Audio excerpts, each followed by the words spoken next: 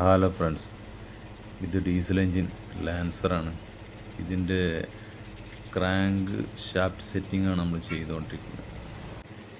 ഇതിൻ്റെ bearing seating നമ്മൾ മെയിനായിട്ട് ഇതിൻ്റെ എഡ്ജ് ഭാഗങ്ങൾ കറക്റ്റാണോ, ബ്ലോക്കിനകത്ത് കറക്റ്റാണോ, അതുപോലെ ബെയറിംഗ് എന്തെങ്കിലും ചെറിയ ഡാമേജോ കാര്യമുണ്ടോ എന്ന് നമ്മൾ ആദ്യം ചെക്ക് ചെയ്യണം.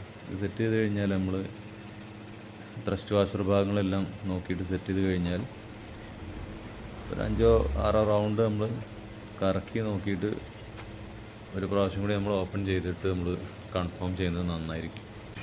എന്നാൽ ടച്ചിങ് ഭാഗം എല്ലാം റെഡിയാണോ എന്ന് നമുക്ക് ഉറപ്പ് വരുത്താൻ പറ്റും. അല്ലെന്നുണ്ടെങ്കിൽ നമ്മൾ ടച്ചിങ് കുറവോ കൂടുതലുണ്ടെങ്കിൽ ഓയിൽ സർക്കുലേഷൻ്റെ കാര്യം കറക്റ്റ് ആവില്ല, സ്റ്റാർട്ടിങ് ഡിലേ വരും, ക്രാങ്ക് ടൈറ്റായി പോകും, അങ്ങനെ വരും. സെറ്റ് ചെയ്യുന്ന സമയത്ത് ഫ്രീ ആണെന്നുണ്ടെങ്കിലും പിന്നീട് അത് ടൈറ്റ് വരാനുള്ള സാധ്യത കൂടുതലാണ്. അപ്പോൾ ഈ ബെയറിംഗ് ഭാഗം എല്ലാ ഭാഗവും ഒരേപോലെ ടച്ചിങ് വരണം, ലൈന് വരാത്തൊരു ക്വാളിറ്റി നമ്മൾ ചെയ്യുകയെന്നുണ്ടെങ്കിൽ വളരെ കറക്റ്റാവും.